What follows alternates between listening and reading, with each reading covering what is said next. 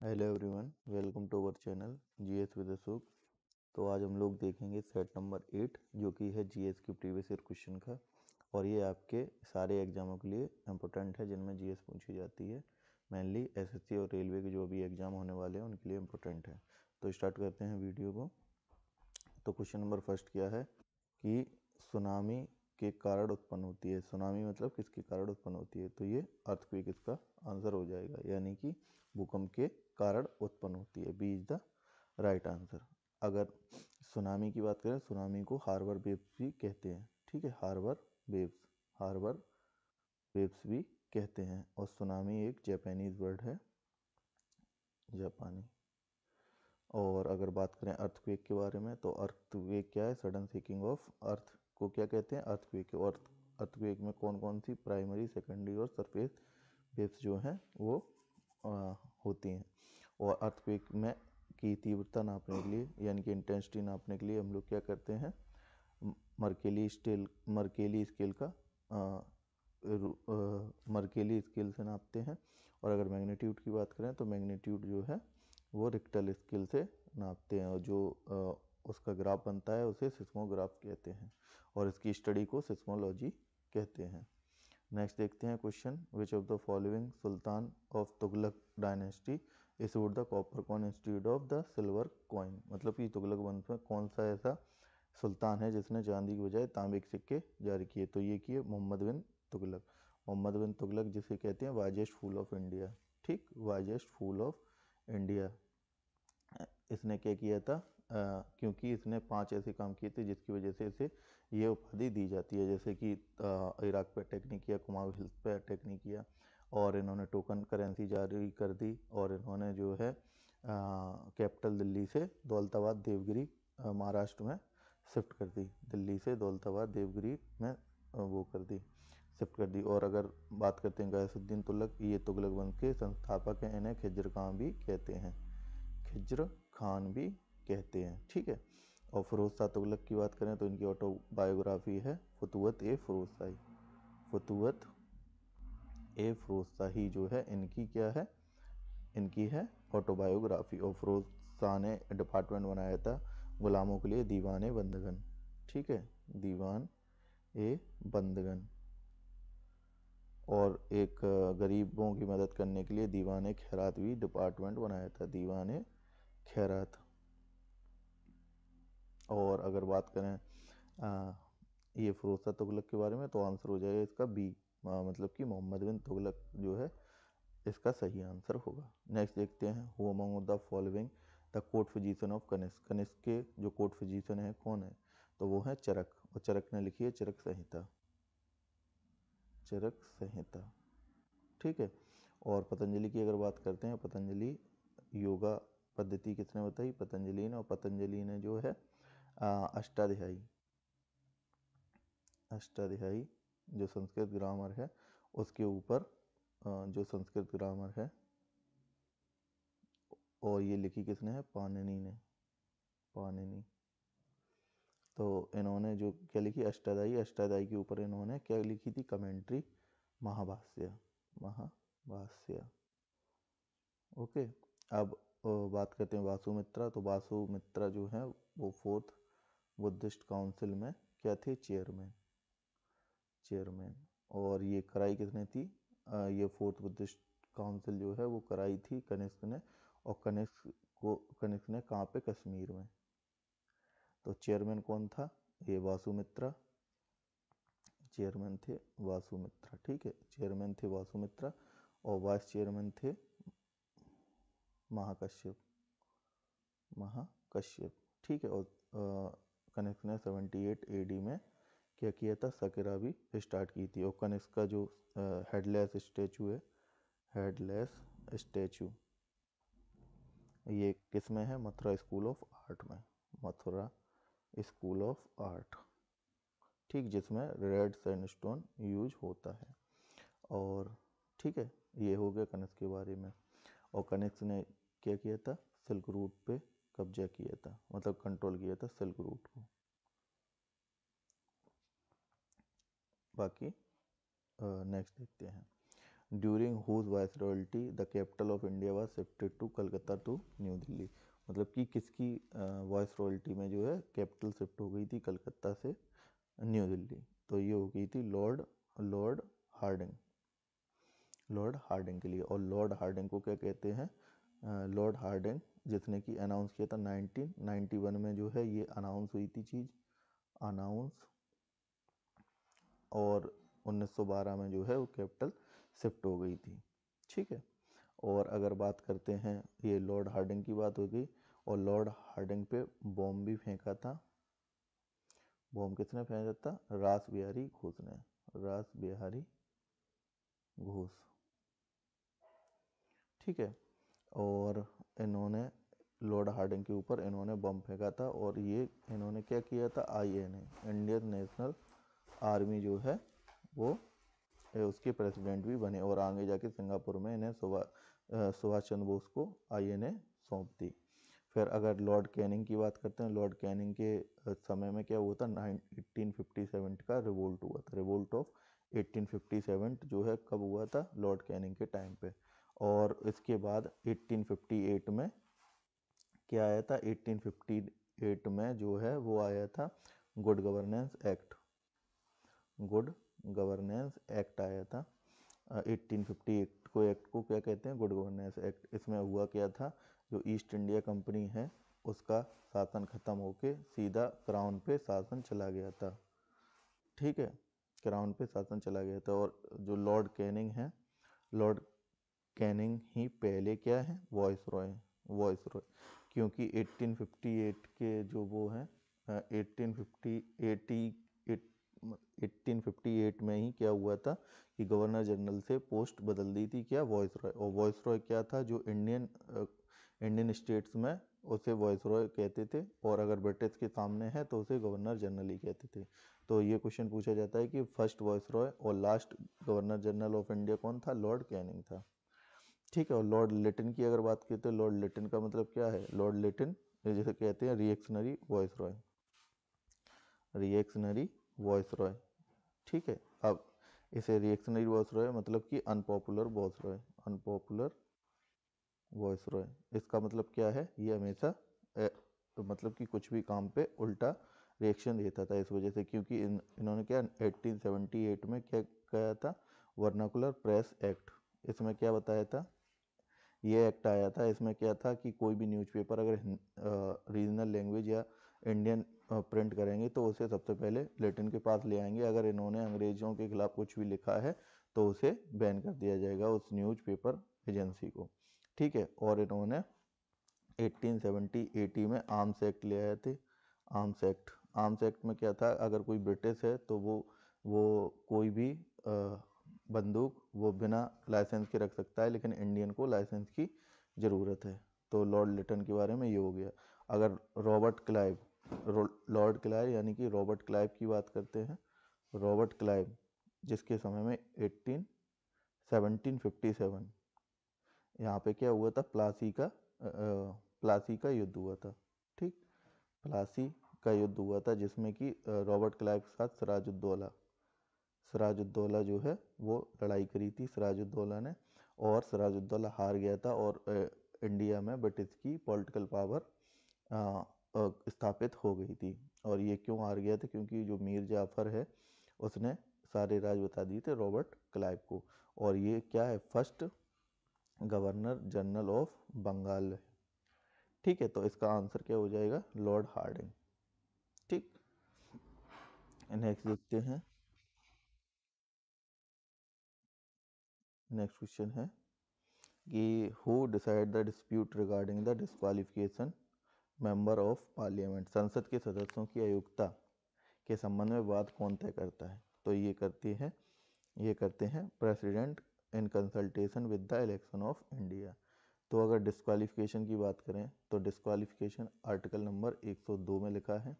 और डिस्क्वालिफिकेशन की अगर बात करें, डिस्क्वालिफिकेशन ये दो प्रकार से होती है, रिगार्डिंग क्वालिफिकेशन, क्वालिफिकेशन और रिगार्डिंग डिफेक्शन, मतलब कि या तो कोई जो मिनिस्टर है उसमें उसकी जो क्वालिफिकेशन ही पूरी नहीं है तो कौन उसे हटाएगा, प्रेसिडेंट और plus election commission of India, ये हम लोगों ने अभी देख लिया। अगर डिफेक्शन किया उसने, मतलब कि पार्टी चेंज की, तो जीती हुई पार्टी चेंज की, तो उसमें क्या होगा, जो भी जौन से भी हाउस में ये काम होगा, मतलब कि जैसे कि लोकसभा में किसी ने पार्टी चेंज की तो उसका प्रेसिडेंट और मतलब कि लोकसभा के अध्यक्ष, और अगर राज्यसभा में चेंज की तो राज्यसभा के अध्यक्ष। तो इसमें head of respected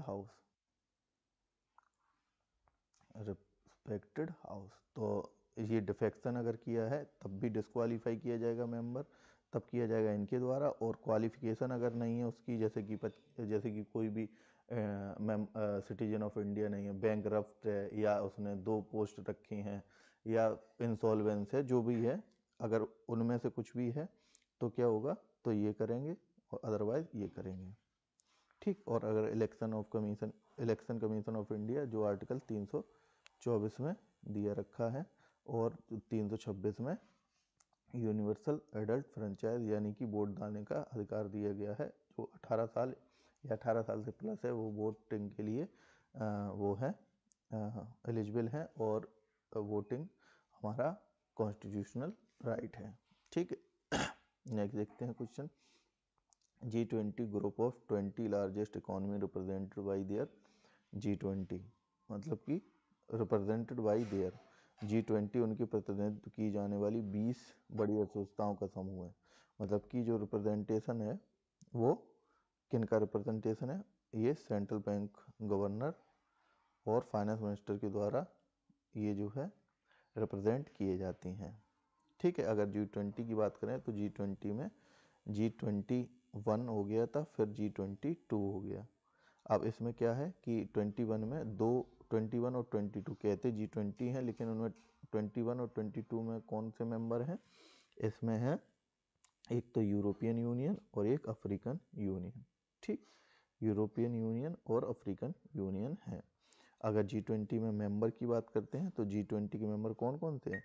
north America की अगर बात करते हैं, सबसे पहले नॉर्थ अमेरिका में कौन कौन से हैं, तीनों जो भी मेन बड़े कंट्री हैं, जैसे कि कनाडा के बाद है यूएसए, और यूएसए के बाद है मैक्सिको। ठीक। फिर साउथ अमेरिका में 2 कंट्रियां हैं, जैसे कि एक है ब्राज़ील और एक है अर्जेंटीना। फिर अगर अफ्रीका में बात करते हैं, अफ्रीका में तो अफ्रीका में साउथ अफ्रीका। फिर अगर यूरोप में ब्रिटेन के बाद है फ्रांस, इटली, जर्मनी, टर्की। ठीक है। और अगर बात करें ये G20 के मेंबरों की मैं बात कर रहा हूँ, उसके बाद अगर मिडिल ईस्ट में सऊदी अरेबिया, और अगर बात करें सऊदी अरेबिया के बाद और कोई तो है नहीं मिडिल ईस्ट में, सऊदी अरेबिया है। फिर है इंडिया, इंडोनेशिया और ऑस्ट्रेलिया और चाइना, रसिया, Japan, Korea, south Korea.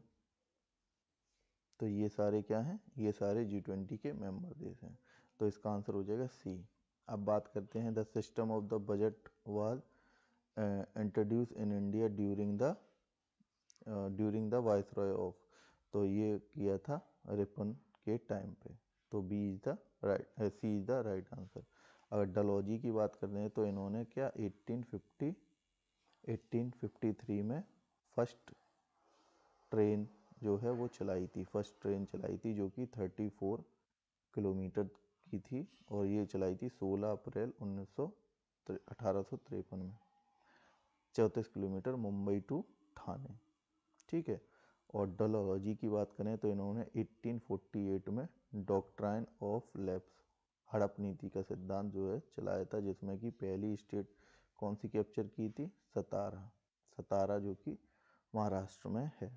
Dalhousie ने PWD डिपार्टमेंट क्या है इस्टेब्लिश किया, इंजीनियरिंग कॉलेज रुड़की, रुड़की इन्होंने ही इस्टेब्लिश किया था।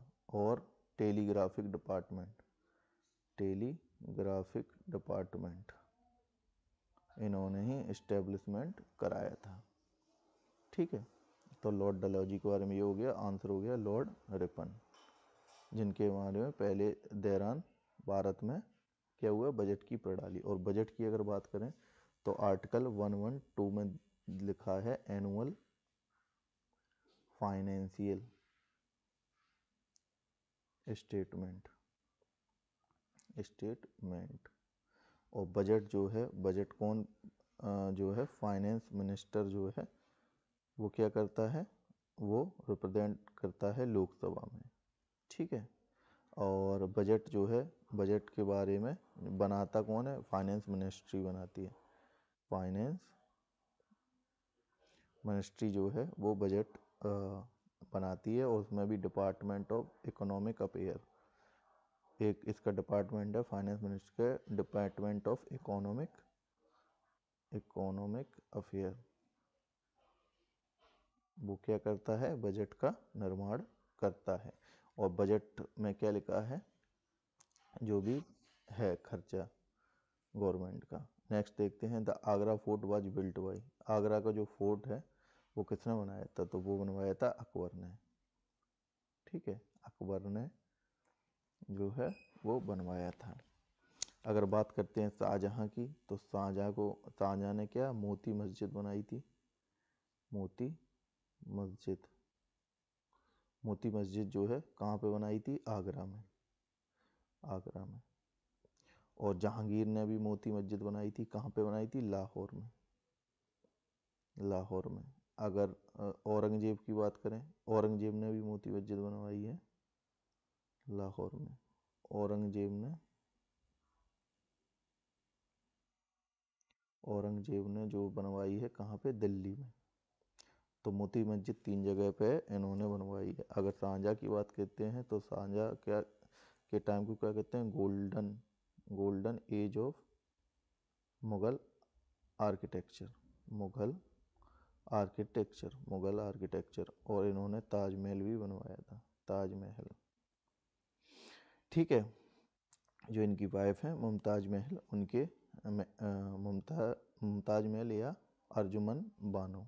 ठीक है, और जहांगीर को कहते हैं पेंटर किंग। और इन्होंने क्या, तंबाकू को बैन कराया था, तंबाकू को बैन कराया था। और इनके शासनकाल में क्या एक आया था ब्रिटिश थॉमस रॉय कंपनी के लिए परमिशन लेने, लेकिन उन्होंने क्या किया, इन्हें इंग्लिश खान की उपाधि दे दी थी। और बाबर की बात करें तो बाबर जो है 1526 में भारत में आया था। पहला पानीपत का युद्ध, फर्स्ट पानीपत वॉर, जो कि इब्राहिम लोदी के साथ लड़ाई हुई थी। और ये भारत में तोप की पद्धति लेके आया था। तोप पद्धति का हेड कौन था, मुस्तफ़ा। और ये इसमें बाबर जीता था। और बाबर की जो डेथ हुई थी वो इंडिया में हुई थी, और आगरा में इसे आराम बाग में दफनाया गया था। फिर उसके बाद इसे लाहौर ले जाया गया। तो मतलब कि B is the right answer. Akbar ने एक दीन इलाही धर्म की स्थापना की थी, जिसमें पहला बीरबल था जिसने ज्वाइन किया था। अब which of the following is not a commercial source of energy, commercial source of energy निम्न में से कौन सा नहीं है, तो वो क्या है, फायरवुड जो है वो कमर्शियल सोर्स ऑफ एनर्जी नहीं है, बाकी तीनों हैं। अब कमर्शियल मतलब कि इनका इम्पोर्ट एक्सपोर्ट होता है। अगर ये इनकी बात करें, इसमें कोल की बात करें तो कोल 3-4 प्रकार का होता है, ABLP, एंथ्रासाइट, बिटुमिनस, लिग्नाइट और पीट। ठीक है, एंथ्रासाइट कोयला में सबसे ज़्यादा कार्बन परसेंट सबसे ज़्यादा, और सबसे कम कार्बन परसेंट पीट वाले कोयले में रहता है। और इसकी हाई कैलोरीफिक वैल्यू रहती है SCB, इसकी लो कैलोरीफिक वैल्यू रहती है LCB। और कोल की बात करें हैं तो कोल की कैपिटल भारत में किसे कहा जाता है? धनबाद। धनबाद, धनबाद झारखंड। ओके, अब कोल की बात करते हैं। कोल को क्या कहा जाता है? Black gold. ठीक है, ब्लैक गोल्ड भी कहा जाता है। और कोल हमें ये सारे जो हैं ये मिलते कहाँ से? कोल पेट्रोल ये सारे मिलते हैं सेडिमेंट्री रॉक से। सेडिमेंट्री रॉक से। ठीक है। और नेचुरल गैस में सबसे ज़्यादा परसेंटेज होता है CH4 का, यानी कि मीथेन का। और मीथेन को क्या कहते हैं? मार्स गैस, दलदल वाली गैस कहते हैं मीथेन को। और अगर ठीक है, तो इसका आंसर हो जाएगा फायरवुड। नेक्स्ट करते हैं विधान परिषद में सदस्यता के लिए न्यूनतम आयु सीमा। तो इसमें न्यूनतम आयु सीमा जो है वो कितनी होती है? 30 साल। ठीक है, तो 30 साल एक तो विधान परिषद में, यानी कि स्टेट लेजिस्लेटिव काउंसिल में। अगर इसे क्या कहते हैं? स्टेट लेजिस्लेटिव काउंसिल भी कहते हैं, विधान परिषद या स्टेट लेजिस्लेटिव काउंसिल। और 30 साल राज्यसभा का सदस्य बनने के लिए भी चाहिए। अगर 25 साल की, तो ये तो हो गया आंसर। अगर इसकी बात करते हैं तो 25 साल चाहिए लोकसभा में, और स्टेट लेजिस्लेटिव असेंबली यानी कि विधानसभा में, दोनों में चाहिए 21 साल पंचायत के लिए चाहिए। ठीक है, और 35 ईयर की अगर बात करते हैं तो इसमें वाइस प्रेसिडेंट, प्रेसिडेंट और इनके लिए, और गवर्नर, इनके लिए क्या चाहिए? 35 साल की उम्र चाहिए। और अगर बात करते हैं विधान परिषद की, तो ये आर्टिकल 169 के तहत बन सकती है या हट सकती है। और इसे बनाने के लिए सबसे पहले क्या होता है? स्टेट लेजिस्लेटिव असेंबली में जो है वो बिल पास करना होगा 2/3 यानी कि स्पेशल मेजोरिटी से। उसके बाद पार्लियामेंट में सिंपल मेजोरिटी से जो है वो बिल पास करना पड़ेगा। प्रेजेंट टाइम में यूपी, बिहार, महाराष्ट्र और आंध्र प्रदेश, तेलंगाना, कर्नाटका, इनमें क्या है? इनमें जो है अभी विधान परिषद है। नेक्स्ट देखते हैं, बांग्लादेश का राष्ट्रीय गान अमार सोनार बांग्ला किसके द्वारा लिखा गया है? तो ये लिखा गया है रविन्द्रनाथ टैगोर के द्वारा। ठीक है, और रविन्द्रनाथ टैगोर ने हमारा राष्ट्रगान जनगण मन भी लिखा है। ठीक है, और रविन्द्रनाथ टैगोर की एक पुस्तकें हैं, काबुली वाला है, जैसे कि काबुली वाला। और रविन्द्रनाथ टैगोर ने जो 1919 में जलियांवाला बाग हत्याकांड हुआ था, उसके बाद अपनी नाइटहुड की उपाधि जो है वो छोड़ दी थी। और अगर बात करते हैं सरोजिनी नायडू की, तो सरोजिनी नायडू जो है वो नाइटिंगेल ऑफ इंडिया इन्हें कहते हैं। और 1925 में कानपुर सेशन में INC की पहली भारतीय महिला अध्यक्ष रही हैं। INC की अध्यक्ष रही हैं कानपुर सेशन में, फर्स्ट वुमेन प्रेसिडेंट। और अगर बात करते हैं पहली महिला जो कि भारत की नहीं है, लेकिन 1917 में वो एनी बेसेंट रही हैं। और सरोजिनी नायडू को क्या कहते हैं? Sarojini Naidu Nightingale of India. और सरोजिनी नायडू जो है वो जो दांडी मार्च में भी ये उन्होंने साथ दिया था 1930 में। तो B is the right answer. Next है, पृथ्वी की पपड़ी में प्रचुर मात्रा में धातु पाई जाती है। धातु पूछ रहा है, मेटल, तो वो पाई जाती है एल्युमिनियम। अगर एलिमेंट पूछता एलिमेंट तो वो ऑक्सीजन होता, क्योंकि ऑक्सीजन सबसे ज़्यादा, फिर सिलिकॉन, फिर एल्युमिनियम, फिर आयरन, ये पाए जाते हैं। तो पहली धातु कौन है? एल्युमिनियम। और आयरन उसके बाद। अगर दूसरी पूछी जाए तो आयरन। अगर पहला तत्व पूछा जाए तो ऑक्सीजन जिसका परमाणु क्रमांक कितना है? 8 है। और सिलिकॉन 14, और ये 13, और ये आयरन 26। ठीक है, ये क्या है? एटॉमिक नंबर है। और अगर बात करें एल्युमिनियम की, एक और है कोरंडम।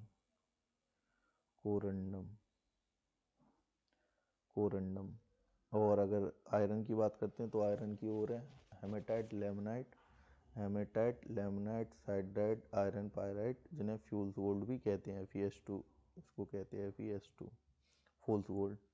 और लोहा जो है, ठीक है, और लोहा के ऊपर अगर जंग लगने से बचाने के लिए जिंक की परत चढ़ाते हैं, जिसे इलेक्ट्रोप्लेटिंग कहते हैं।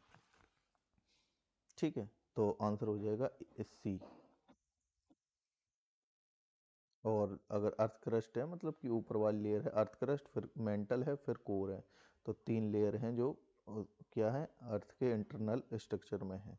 सबसे ऊपर वाली ये क्रस्ट है, फिर उसके अंदर मेंटल लावा वाला पार्ट, फिर ठोस पार्ट जिसे कि कोर कहते हैं। अब इसमें भी ये दो दो पार्ट में डिवाइड है और ये डिसकंटिन्यूस है, इसी वजह से डिसकंटिन्यूटी भी है, उसके बारे में हम लोग बाद में देखें। प्रायद्वीपीय भारत की ऐसी एकमात्र बारहमासी नदी जो है उसके बारे में बताना है। बारहमासी नदी तो जो है वो कावेरी नदी है, जो प्रायद्वीपीय भारत यानी कि दक्षिण भारत की ऐसी रिवर है। ये क्या है, कावेरी रिवर, जो कि सारी साल बहती है और बाकी रिवर में पानी कम हो जाता है, क्योंकि ये सारी बरसात के लिए, बरसात वाली नदियां हैं, यानी कि टोटल मानसून पे डिपेंड करती हैं। लेकिन कावेरी रिवर जो है वो सारी साल बहती है, जैसे कि नॉर्थ इंडिया की नदियां हैं, क्योंकि नॉर्थ इंडिया की नदियां कहाँ से निकली हैं, ग्लेशियर से। ठीक है, प्रायद्वीपीय भारत मतलब कि जिसमें तीनों तरफ पानी हो, इधर अरेबियन सी है, इधर बे ऑफ बंगाल है, तो ये क्या हुआ, तीनों तरफ क्या है, और इधर इंडियन ओशियन है, पानी है, तभी से क्या कहते हैं, प्रायद्वीपीय भारत। और अगर इसका जस्ट उल्टा अगर बात की जाए, तीन तरफ लैंड है, एक तरफ पानी है, जैसे कि बे ऑफ बंगाल की खाड़ी है। ठीक, तो खाड़ी और प्रायद्वीपीय भारत जस्ट रिवर्स डेफिनेशन होती है। और अगर बात करें कावेरी रिवर की, तो ये ब्रह्मगिरी रेंज कर्नाटका से निकलती है। और रिवर वाटर डिस्प्यूट की बात करें कावेरी नदी पर, तो 4 राज्यों में है, तमिलनाडु, कर्नाटका, केरला और पौंडीचेरी। ठीक है, और अगर बात करते हैं कृष्णा रिवर के बारे में, तो कृष्णा जो है वो महाबलेश्वर से निकलती है, वेस्टर्न घाट के पास से, महाराष्ट्र से महाबलेश्वर से निकलती है और ये आंध्र प्रदेश में अपना मुहाना बनाती है। ऐसी गोदावरी जो है वो त्र्यंबकेश्वर से निकलती है, नासिक से, और ये आंध्र प्रदेश में अपना मुहाना बनाती है। कहाँ पे, दोनों नदियों के बीच में एक लेक है, जिसे कहते हैं कोलेरू लेक, कोलेरू लेक, और राजमुंदरी के पास ये अपना डेल्टा बनाते हैं। ठीक है, और अगर गोदावरी की बात करें, गोदावरी पे 2 हाइड्रो इलेक्ट्रिक प्रोजेक्ट भी हैं, एक पोलावरम, एक कालेश्वरम। तो पोलावरम जो है वो आंध्र प्रदेश में, कालेश्वरम जो है वो तेलंगाना में। ठीक, तो B is the right answer. Next देखते हैं, भारत में हम किस प्रकार के लोकतंत्र का पालन करते हैं।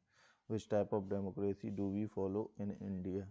तो इसमें रिप्रेजेंटेटिव डेमोक्रेसी हम लोग चूज़ करते हैं। रिप्रेजेंटेटिव का मतलब कि हम लोग एक कोई को सदस्य यानी कि मिनिस्टर को वोट करते हैं, जैसे कि हम लोगों ने सांसदों को वोट किया और सांसद आगे प्रेसिडेंट को चुनते हैं। तो मतलब कि जो रिप्रेजेंटेटिव डेमोक्रेसी है वो हम लोग करते हैं, कि हम लोगों के जो प्रतिनिधि हैं वो वोट करते हैं, हम लोग डायरेक्ट वोट नहीं करते, हम लोग डायरेक्ट वोट करते हैं इनको, प्रतिनिधियों को। और अगर अध्यक्ष की बात करें, ये प्रेसिडेंटियल, ये यूएसए में फॉलो होता है। तो धन्यवाद। आज का वीडियो मैंने शॉर्ट रखा क्योंकि आप लोग ज़्यादा बड़ी वीडियो नहीं देखते हैं, इस वजह से।